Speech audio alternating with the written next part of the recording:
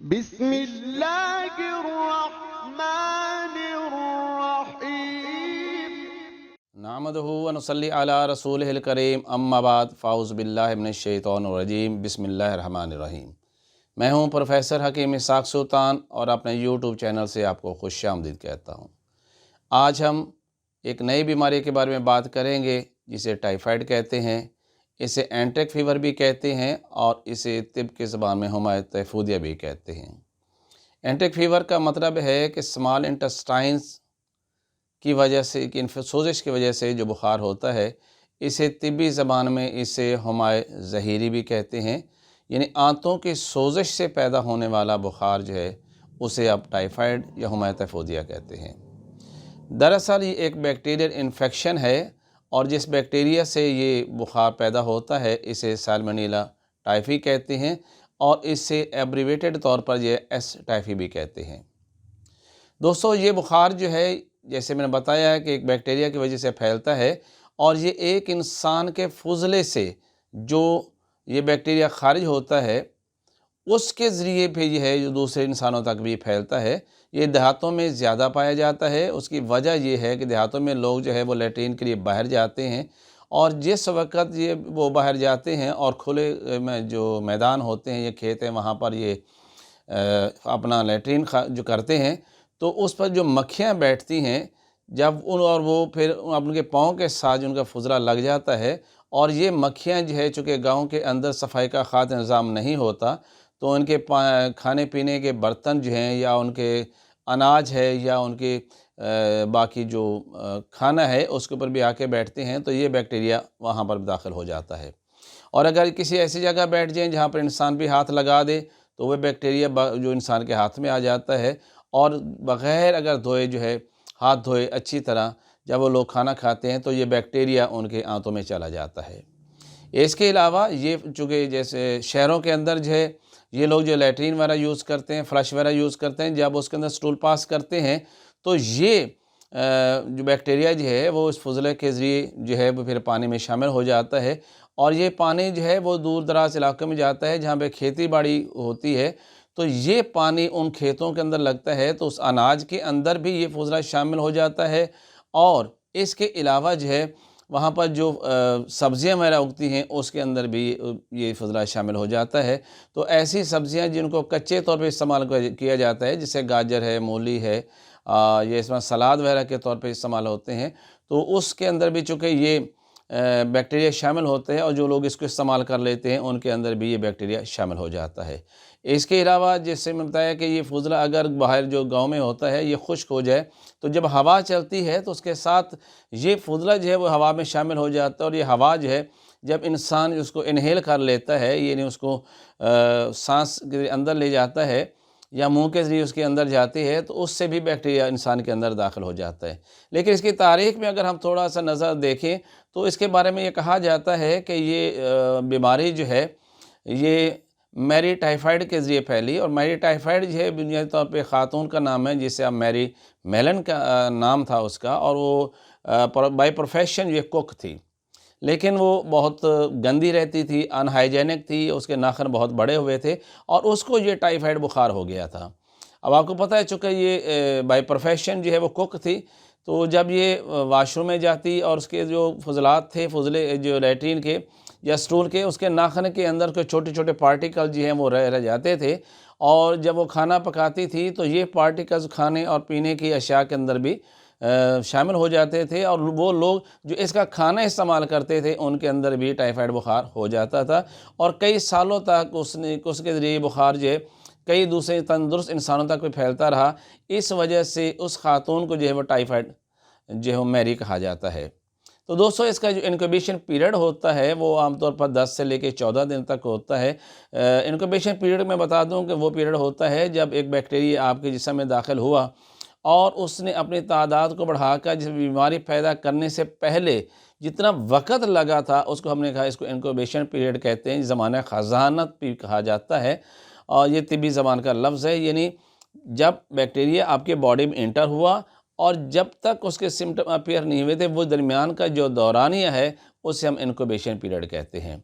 دوستو، جیسے میں نے آپ کو بتایا کہ یہ بیکٹیریا جو ہے انسان کے منہ کے راستے داخل ہوتا ہے، چاہے وہ کچی سبزیوں کے ذریعے آ جائے یا ایسا دودھ جو ہے جو کانٹیمنیٹڈ ہو، یعنی جس کے اندر بیکٹیریا شامل ہو چکا ہو، بغیر ابالے جب وہ استعمال کر لیا جاتا ہے، یا دہی وغیرہ ہے وہ استعمال کر لی جائے، یا مکھن وغیرہ جو اس کو گھی بنائے بغیر جو اس کو استعمال کر لیا جائے، تو ہر صورت کے اندر بھی جس بھی چیز کے اندر یہ بیکٹیریا موجود ہے، جب ہم کھاتے ہیں تو ہمارے غذا کی نالی سے وہ ہمارے معدے میں جاتا ہے، اور معدے سے پھر ہماری چھوٹی آنت میں جاتا ہے۔ جب یہ چھوٹی آنت میں جاتا ہے تو وہاں جا کر یہ سٹے کرتا ہے، وہاں جا کے یہ رکتا ہے، اور آنتوں کے جو خلیات ہوتے ہیں، یعنی ایپیتھیلیل سیل جو ہوتے ہیں، سب سے اندرونی سیل جو ہوتے ہیں جسے ہم میوکوزا سیلز بھی کہتے ہیں، دراصل اس کو وہ اندر یہ تھوڑا تو اس کو ڈیڈ کرنا شروع کر دیتا ہے، اور وہاں سے یہ خون کی جو نالیاں ہوتی ہیں اس کے اندر یہ چلا جاتا ہے، اور وہاں پر جا کر اپنی تعداد کو یہ ملٹیپلائی کرتا ہے، اور جب یہ اپنی تعداد کو کافی حد تک ملٹیپلائی کر لیتا ہے تو پھر اسے سمٹمز آنا شروع ہو جاتے ہیں۔ سب سے پہلا سمٹم تو یہ ہوتا ہے، جیسے میں نے بتایا کہ یہ ہماری آنتوں میں جاتا ہے، تو ہمیں یہ پتہ ہونا چاہیے ہماری آنتوں کا فنکشن کیا ہوتا ہے۔ ہماری آنتوں کا فنکشن یہ ہوتا ہے کہ غذا کو ڈائجسٹ کرنا۔ اب چونکہ آنتوں کے اندر سوزش پیدا کرتا ہے یہ بیکٹیریا، تو ہمارا ڈائجیشن یہ وہ صحیح نہیں ہوتا، مطلب ہماری غذا ہضم نہیں ہوتی۔ جب پہلی غذا ہضم نہیں ہوتی تو ظاہر ہمیں مزید غذا کی ضرورت بھی نہیں رہتی، تو مطلب یہ ہوتا ہے کہ ہمیں پھر بھوک نہیں لگتی، اور جب ہم کھائیں گے پیئیں گے نہیں تو کیا ہوتا ہے کہ پھر ایسا ایسا ہم کمزور بھی ہوتے چلے جائیں گے۔ سیکنڈلی، جب تک غذا ہضم نہیں ہوگی تو ظاہر ہے کہ آنتیں انہیں جسم سے خارج بھی نہیں کریں گی، اسے ہم قوت ماسکہ بھی کہتے ہیں، تو وہ زیادہ بھی ہو سکتی ہے، لیکن چونکہ جب تک غذا سے جسم نے پوری انرجی نہیں لیتا تب تک غذا جسم سے فضلے کی صورت میں خارج نہیں ہوتی، تو نتیجہ کیا ہوگا کہ اس بیماری میں جو سیکنڈ سمٹم ملے گا وہ ملے گا شدید قبض کا۔ وہ شروع کے سمٹمز ہوں گے، جسے ہم شروع کے اندر بیکٹیریا ہماری باڈی میں آیا، اور اس میں چونکہ ہمارے غذا کو ہضم نہیں ہونے دیا، اسی وجہ سے ہمیں قبض ہو گئی۔ اور جب یہ آنتوں کے اندر اور معدے کے اندر بھی جیسے بتائیے سوزش کرتا ہے، تو پھر ظاہر ہے کہ اس کے ساتھ جو باقی دو علامات آتی ہیں وہ الٹی اور متلی آتی ہیں، اس کے ساتھ شدید سر درد ہو رہا ہوتا ہے۔ تو یہ اس کے جو شروع کے سمٹمز ہوتے ہیں، لیکن ایک سمٹم جو تمام انفیکشن میں کامن ہوتا ہے وہ ہے بخار ہے۔ تو اس کے مریض کے اندر بھی بخار ہوتا ہے، لیکن اس کا بخار جو ہے وہ اس کو میعادی بخار بھی اس لیے کہا جاتا ہے کہ یہ 3 سے 4 ہفتے اور کئی لوگوں کو اس کے بعد بھی لمبے عرصہ تک بھی رہتا ہے،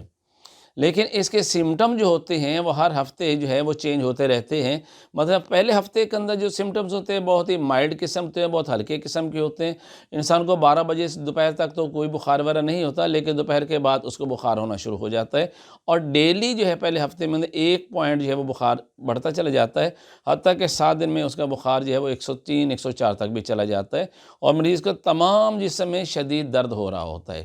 اگر یہاں پر تو اس کا علاج ہو جائے اور اس کو باقاعدہ چیک بھی کر لے جائے کہ واقعی یہ ٹائیفائڈ ہے، تو پھر تو مسئلہ حل ہو جاتا ہے۔ دوستو ہاں، جہاں بات رہے گی کہ ہمیں پتہ کیسے چلے گا کہ ہمیں اس مریض کو جو ہے وہ ٹائیفائڈ ہے، تو اس کے لیے ہمارے جو سب سے آج کل جو بہت ہی مروجہ قسم کا ٹیسٹ آ رہا ہے اسے ہم وڈال ٹیسٹ کہتے ہیں۔ وہ بلڈ سیمپل لیبارٹری میں دیا جاتا ہے، اور اس میں کہا وڈال ٹیسٹ جو ڈاکٹر صاحب چیک کرواتے ہیں، جو حکیم صاحب ہیں وہ بھی چیک کروائیں گے، جو رپورٹ آتی ہے اگر اس کے اندر وڈال پازیٹیو آ جاتا ہے، اس کا مطلب یہ ہوتا ہے کہ مریض کو بخار ہو چکا ہے، یہ ٹائیفائڈ ہے، اور اس کے مطابق پھر علاج بھی کیا جاتا ہے۔ تو نیکسٹ میں آپ کے سمٹمز کی بات کر رہا تھا، جو سیکنڈ سمٹم جو ہفتے میں سمٹم آتا ہے وہ پہلے سے بہت زیادہ شدید ہوتا ہے، مطلب اس کے اندر مریض کے پیٹ میں شدید درد ہوتی ہے، اس کا بخار جو ہے وہ کانسٹنٹ رہتا ہے، اگر تو ہلکی دوائی بخار کی دے بھی دے، جیسے کہ کسی نے پیناڈول دے دی یا کسی نے بخار کی کوئی دوا دے دی، وقتی طور پہ بخار اترے گا صحیح، لیکن پھر بھی بخار اس کو تیز ہو جائے گا، شام تک اس سے اور تیز ہو جائے گا۔ تو اس کی یہ علامات ہوتی ہیں، لیکن جس وقت ہم مریض کی زبان کو دیکھتے ہیں تو زبان تو اس کی جو وہ سفید ہوتی ہے، لیکن بڑا کی سمٹم کیا ہوتا ہے کہ اس کی زبان کی جو ٹپ ہوتی ہے وہ ریڈ ہوتی ہے۔ یہ اس کا کی سمٹم ہے، اس کی بہت بڑی علامت ہے کہ ہم اسے دیکھ کے بتا سکیں کہ اس مریض کو ٹائیفائڈ ہے یا نہیں۔ وہ اس کی زبان ہے، آپ اس کی زبان کو جب بھی چیک کریں گے تو زبان کی جو ٹپ ہوگی وہ ریڈ ان کلر کی ہوگی، سم ٹائم تو پوری زبان بھی ریڈ ہوتی ہے، جیسے کہ بالکل سرخ رنگ کی ہوتی ہے، لیکن زیادہ تر مریضوں کے اندر زبان کی ٹپ جو ہوتی ہے وہ ریڈ ہوتی ہے، اور اس سے آپ دیکھ سکتے اندازہ لگا سکتے ہیں کہ اس مریض کو جو بخار جو ہے وہ ٹائیفائڈ بخار ہو رہا ہے۔ اور مریض یہ بھی بتائے گا یہ مجھے بخار بھی ہوتا ہے، ساتھ میرے پیٹ کے اندر بھی شدید درد ہوتا ہے، اور اگر یہاں پر بھی اس کے علاج نہ ہو تو پھر شروع کے اندر مریض کو جو پخانہ آتا ہے اس میں تھوڑا سا خون جو وہ شامل ہوتا ہے، یعنی اس کے کبھی خون کی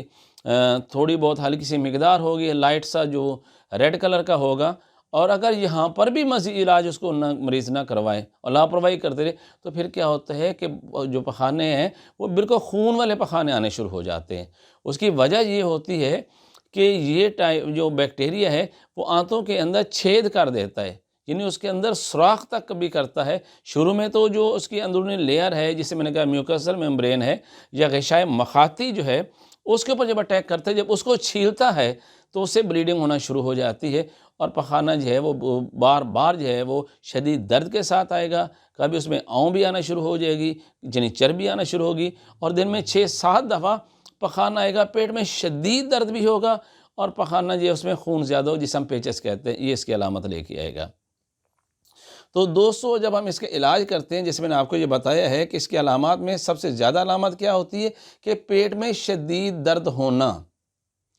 یہ اس کا بڑا کی سمٹم ہے۔ دوسرا میں بتایا اس کی زبان جو ہے وہ اس کے ٹپ جو ہوتی ہے وہ ریڈ کلر کی ہوتی ہے، اور اس کے ساتھ یہ بخار جو ہے وقت کے ساتھ ساتھ بہت تیز ہوتا چلا جاتا ہے، یعنی شروع کے اندر تو صبح جو ہے بخار ہلکا ہوتا ہے لیکن دوپہر کو بخار تیز ہوتا ہے، اور دوسرے ہفتے میں تو صبح و شام یعنی 24 گھنٹے ہی بخار بہت تیز ہوتا ہے، جس کی وجہ سے مریض بہت زیادہ نقاہت محسوس کرتا ہے، بہت زیادہ تھکاوٹ محسوس کرتا ہے، اور بڑی سپیڈ کے ساتھ اس کا وزن کم ہوتا چلا جاتا ہے، کیونکہ اس کو بھوک نہیں لگ رہی ہوتی۔ اس کو انڈائجیشن کا جو سمٹمز ہوتے ہیں وہ بہت زیادہ اس میں تیزی کے ساتھ آنا شروع ہوتا ہے، جس سے اس کا ویٹ بہت کم ہو رہا ہوتا ہے۔ یہاں پر میں نے بتایا کہ جب ہم اس کی علامات کو دیکھتے ہیں تو میں نے پہلے ہی بتایا کہ یہ بخار دراصل اسے ہمہ ظہیری کہا جاتا ہے طبی زبان میں، اسے انٹرک فیور بھی کہا جاتا ہے ایلوپیتھک زبان میں، یعنی اسمال انٹسٹائن کی سوزش سے ہونے والا بخار ہے۔ تو یہ بیکٹیریا کی وجہ سے، لیکن بیکٹیریا نے کیا کیا ہے، چھوٹی آنت کے اندر مریض کی سوزش بہت زیادہ پیدا کر دی ہے۔ جب یہ سوزش اگر پیدا ہوتی ہے تو اس سے بخار ہوتا ہے۔ تو دوستو پھر اس کا علاج بھی تو یہی ہوتا ہے کہ ہم اس کی آنتوں کی سوزش کا اگر علاج کر دیتے ہیں تو ظاہر ہے کہ پھر یہ بخار جو رد عمل کے طور پہ پیدا ہوا تھا وہ بھی ٹھیک ہوگا، اور جب سوزش بالکل ٹھیک ہو جائے گی تو اور مطلب یہ ہے کہ اس بیکٹیریا کو وہ ماحول ہی نہیں ملے گا آنتوں میں جس کی وجہ سے وہ گرو کر رہا ہوتا ہے، یا طبی زبان میں ہم کہتے ہیں کہ اس کا ماحول جو ہے وہ گرم اور خشک ہے۔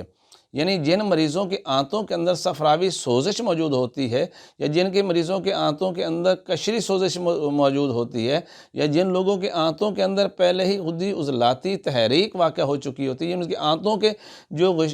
غشائے مخاطی کی جو غدد ہوتی ہیں یا اس کی جو ایپیتھیلر ممبرین ہوتی ہے، جب ان کے اندر سوزش واقع ہوتی ہے تو انہی مریضوں، انہی لوگوں کے اندر یہ بیکٹیریا کو بہت زیادہ ماحول ملتا ہے، فوری طور پر جو ہے وہ اپنے ریکٹ کرتا ہے۔ اور جن لوگوں کے اندر ایسا مزاج یہ نہیں ہوتا، ان کے اندر امیونٹی بہت بہتر ہوتی ہے اس بیکٹیریا کے خلاف، اس لیے مریض کو بیکٹیریا جو اٹیک نہیں کرتا۔ اور اگر اس کا یہاں پر بھی پراپر علاج نہ کیا، جیسے میں بتایا ہے کہ یہاں پہ بلڈ آ رہا تھا، اگر وہاں پر بھی اگر کوئی جو ہے وہ مریض جو ہے وہ لاپرواہی کرتا ہے، جیسے دیہات کے لوگ ہیں وہاں پر فنانشلی بہت بڑا مسئلہ ہوتا ہے کہ ان کے پاس پیسے ہی نہیں ہوتے، اور نہ ہی وہاں پر کوئی اتنے قابل ڈاکٹر ہو یا حکماء ہوتے ہیں جس کے پراپر تشخیص کر کے اس کا علاج کر سکیں، تو پھر کیا ہوتا ہے، ایک ایک مہینہ گزر جاتا ہے اور اینڈ پہ کیا ہوتا ہے کہ پھر آنتوں کے اندر سوراخ ہو جاتے ہیں، جس سے خزاں جو ہے وہ پیٹ میں جانا شروع ہو جاتی ہے، یعنی ہماری آنتوں سے گزر کر، اور وہ شدید انفیکشن کر دیتی ہے جس کی وجہ سے تعفن بن جاتا ہے اور مریض کی موت بھی ہو سکتی ہے۔ تو دوستو جب میں علاج کی بات کر رہا تھا تو میں نے آپ کو یہ بتایا کہ یہ بخار دراصل آنتوں کی سوزش کا بخار ہے، تو جب تک پیٹ میں درد ہو رہا ہے، ابھی اس کو خونی پخانے نہیں آئے، تو یہ ابتدائی ابھی اس کا فیز چل رہا ہوتا ہے، اس وقت ہم اس کا جو علاج کرتے ہیں بڑا ہی سادہ سا فارمولہ ہے جو میں آپ کو بتا دوں، یہ آپ کے کچن کے اندر موجود ہوتی ہیں ساری چیزیں، اور اگر کوئی ساری سے ایک آدھ چیز لینی بھی پڑے تو آپ لے لیجئے گا۔ اور اس میں کیا ہے کہ ہلدی، ملٹھی اور سونف، یہ 3 چیزیں برابر وزن میں لینی ہے۔ اگر 10 گرام یا 20 گرام یا 50 گرام بالفرض آپ نے، میں کہوں صرف 20 گرام اگر آپ لے لیتے ہیں، 20 گرام ہلدی ہے، 20 گرام سونف ہے اور 20 گرام ملٹھی ہے، ان کو الگ الگ فائن پاؤڈر کر کے پھر ان کو مکس اپ کر لیجئے گا، اور 1 گرام جو ہے وہ صبح دوپہر شام استعمال کریں۔ اور اگر کسی مریض آپ کے پاس اس کنڈیشن میں آ جاتا ہے جب اسے خون کے پیخانے آ رہے ہوتے ہیں تو پھر آپ کو ایسی ادویات دینی پڑتی ہیں جو آنتوں کی سوزش اتارنے کے ساتھ ساتھ حابس و دم بھی ہوتی ہیں، یعنی خون کو نالیوں کے منہ کو بند کرنے والی اور زخموں کو مندمل کرنے والی دوائیں ہوتی ہیں۔ پھر ہمیں وہ دوائیں لازمی طور پہ استعمال کروانی پڑتی ہیں۔ ہمیں طب کے اندر کبھی اینٹی بایوٹک دینے کی ضرورت نہیں پڑتی، تو ہمارے طب کی جو ادویات ہوتی ہیں الحمدللہ ان میں اللہ نے اتنی افادیت رکھی ہے کہ وہ بے ضرر بھی ہوتی ہیں اور فوری طور پر جیسے مرض کے لیے دی جاتی ہیں اس کا افاقہ بھی دیتی ہیں۔ تو جب مریض کو پخانے بھی آ رہے ہوں، یعنی پہلے بخار تھا اور پیٹ میں درد تھا، بخار اب بھی ہے لیکن خونی پخانے بھی آ رہے ہیں، تو اس وقت آپ اس مریض کو جو دوائی دیں گے وہ میں آپ کو بتاتا ہوں 2 اجزاء کا نسخہ ہے۔ ایک تو ہے کہ موچرس اور دوسرا ہے بیل گری۔ یہ دونوں چیزیں آپ کو پنساری سے مل جائیں گی، ان کو الگ الگ فائن پاؤڈر کر لیجئے گا اور اس کے بعد دونوں کو مکس اپ کر کے 1 گرام صبح دوپہر شام یا دن میں 4 دفعہ جو ہے وہ ابلے ہوئے پانی کے ساتھ آپ نے استعمال کرنا ہے۔ تو جیسے میں نے آپ کو ادویات بتائی ہیں، اس کے ساتھ ہم کیا کریں گے کہ آنتوں کی سوزش کا علاج رکھتے ہیں تو ہم نے غذائیں بھی ایسی دینی پڑیں گی جو کہ ہماری آنتوں کی سوزش کو ٹھیک کرنے والی ہوں۔ مثلا اگر کوئی مریض جو ہے اس کو ٹائیفائڈ بخار ہے اور اس کے ساتھ کیا ہے کہ وہ فاسٹ فوڈز بھی کھا رہے، وہ بازار کے کھانے بھی کھا رہے، وہ گھر میں کھانے ہیں تو اسے مرچی مسالوں والے کھانے کھا رہے اور وہ روٹی بھی کھا رہے، تو دوستو یہ مرچی مسالے جو ہیں جو ہوتے ہیں یہ آنتوں کے اندر مزید چونکہ زخم پہلے تھے یہ جا کے مزید وہاں پہ زخم پیدا کر دیں گے، اور روٹی چونکہ سخت ہوتی ہے اسے یہ ہضم نہیں ہو رہی ہوتی، جیسے ہی مریض کھانا اگر ایسا کھاتا ہے تو اس کے بعد اس کا بخار اور تیز ہو جاتا ہے۔ یہ بھی ٹائیفائڈ بخار کی ایک بہت بڑا سمٹم ہوگا کہ کھانا کھانے کے بعد بخار کا تیز ہو جانا۔ کیوں؟ کیونکہ جو کھانا مرچ مسالے والا مریض کھائے گا یا کوئی فاسٹ فوڈ کھائے گا یا بازاری کھانے کا جس کے اندر مسالے زیادہ ہوتے ہیں تو کیا کرے گا، وہ مسالے جا کے آنتوں کے اندر سوزش پیدا کر دیں گے، وہ سوزش جیسے بڑھے گی تو بخار رد عمل کے طور پہ اور تیز ہو جائے گا۔ اس لیے جب ہم ٹائیفائڈ کے مریض کا علاج کریں گے تو یاد رکھیے گا جہاں پر جو میں نے آپ کو نسخے بتائے ہیں ان کے ساتھ آپ کو غذا بھی ایسی کھانی پڑے گی جو بہت ہی سافٹ ہو، جو الکلائن ان نیچر ہو، جو مزاج میں کھاری ہو۔ کیا ان سی غذائیں ہوتی جیسے چاول ہے، کھچڑی ہے، سابودانہ ہے، دلیا ہے، دہی ہے اور ڈبل روٹی ہے، بنور ہے، یہ چیزیں آپ نے کھانی ہیں۔ پانی ہے تو آپ نے بالکل بوائل کر کے پینا ہے آپ نے۔ یہ غذائیں آپ کھائیں گے اور ساتھ جو میں نے دوائیں بتائی ہیں آپ وہ دوائیں استعمال کریں گے تو انشاءاللہ 10 سے 15 دن کے اندر الحمدللہ یہ ٹائیفائڈ بخار بالکل ٹھیک ہو جائے گا، اور اس کے بعد جب آپ بخار ٹھیک ہو جائے، تمام سمٹم ٹھیک ہو جائیں، دوبارہ پھر وڈال ٹیسٹ کروائیے گا تو انشاءاللہ وڈال ٹیسٹ آپ کا نیگیٹو ہوگا۔ ہاں البتہ ایک چیز اور ذہن میں رکھیے کہ جس شخص کو بھی ٹائیفائڈ ہو وہ کسی کو بلڈ ڈونیٹ نہ کرے، کیونکہ جیسے میں نے بتایا کہ یہ جو بیکٹیریا ہے وہ سٹول کے راستے تو پاس ہوتا ہی ہوتا ہے، لیکن کیا ہوتا ہے کہ یہ خون کے اندر بھی چونکہ موو کر رہا ہوتا ہے، اپنی تعداد بڑھا رہا ہوتا ہے۔ اسی ایسا شخص جس کا وڈال ٹیسٹ پازیٹیو ہو اور وہ کسی مریض کو جو ہے وہ بلڈ دے دے جس کو بلڈ کی ضرورت ہے، تو یہ بلڈ کے ذریعے بھی اس شخص کے اندر بھی چلا جائے گا اور اس کو بھی ٹائیفائڈ بخار پیدا کر دے گا۔ اس کے لیے بہت زیادہ ضروری ہے کہ آپ احتیاط ضرور کیا کریں جب یہ بخار کا علاج کر رہے ہوں۔ ایک تو غذا کو بہت زیادہ سافٹ رکھنا ہے، بہت نرم سی غذا لینی ہے، مرچ مسالے بالکل چھوڑ دینے ہیں، پراٹھے وغیرہ نہیں لینے، روٹی تک نہیں لینی، صرف ڈبل روٹی ہے یا بن وغیرہ جو نرم سی غذا ہے وہ آپ نے استعمال کرنی ہے۔ اور باقی جو ہے اپنے ہاتھوں کو اچھی طرح دھونا ہے تاکہ آپ کے گندے ہاتھوں سے گھر کے باقی افراد ہیں ان تک یہ انفیکشن نہ پہنچ سکے۔ اور اگر کوئی ٹائیفائڈ کا مریض ہے وہ سٹول بھی کہیں باہر جا کے پاس کرتا ہے تو اس کو مٹی سے وہ ڈھانپ دے تاکہ وہاں پہ مکھیاں نہ بیٹھیں اور یہ جو ہے بیکٹیریا جو ہے وہ تندرست انسانوں تک مکھیوں کے ذریعے نہ پہنچ سکے۔ امید ہے آپ کو میری یہ ویڈیو پسند آئی ہوگی اور ٹائیفائڈ کے بارے میں بہت ہی بنیادی اور بہترین جو ہے معلومات آپ تک پہنچی ہوں گی، اور وہ طبی علاج جو ہے جو میں عرصہ دراز سے ایسے مریضوں کا کرتا ہوں اور الحمدللہ میرے ٹائیفائڈ کے سارے مریض جو ہیں وہ ٹھیک ہو جاتے ہیں، کیونکہ ہم اصول علاج کے مطابق علاج کرتے ہیں کہ آنتوں کی سوزش کو اتارا جائے۔ امید ہے آپ کو میری ویڈیو پسند آئی ہوگی۔ اگر پسند آئے تو اس سے آپ سبسکرائب بھی کیجیے اور اپنے دوستوں کو فارورڈ بھی کیجیے۔ پروفیسر حکیم اسحاق سلطان فرام لاہور، پاکستان۔